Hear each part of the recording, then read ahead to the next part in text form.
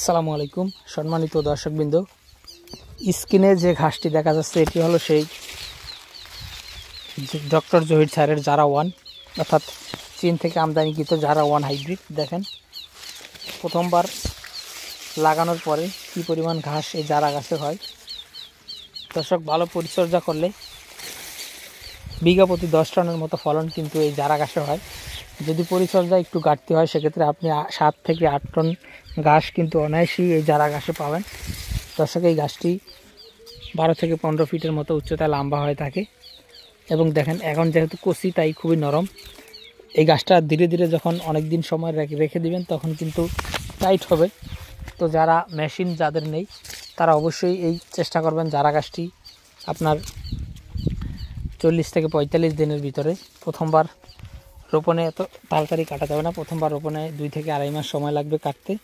তারপর একবার যখন কাটবেন তারপরে প্রতিবারই আপনারা 40 থেকে 45 দিনের ভিতরে জারা গাছটি যদি আপনারা কেটে গরুকে দেন তাহলে কিন্তু এই গাছগুলো আপনার গোড়ালি টাইট হবে না।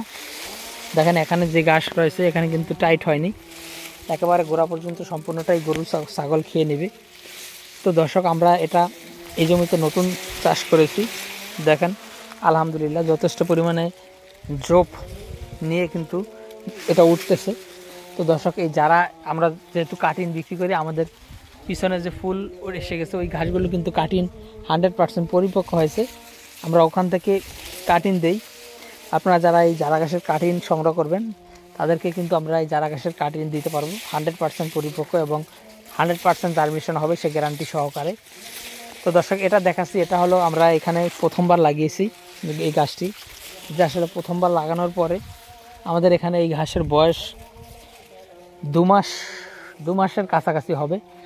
যেহেতু জারা গাছটা আপনার প্রথমবার লাগালে আড়াই মাসের আগে কাটা যায় না, সেহেতু আমরা এখন এটা কাটছি না। গরুকে যদিও খাওয়াই তাহলে আরও 15 দিন পর বা 20 দিন পর কেটে খাওয়াবো। আর যদি কাটিংয়ের জন্য রাখি তাহলে এখান থেকে কাটিং হতে আর অনেক সময় লাগবে। তো দর্শক শ্রোতা, আপনি যারা স্মার্ট নেপিয়ার বা গুয়াতিমালা তাইওয়ান হাইব্রিড বা পানিতে চাষ হয় জার্মান হোয়াইট হাইব্রিড এই সকল ঘাসের কাটিং সংগ্রহ করতে চাইলে অবশ্যই আমাদের স্ক্রিনে দেওয়া নম্বরে যোগাযোগ করবেন।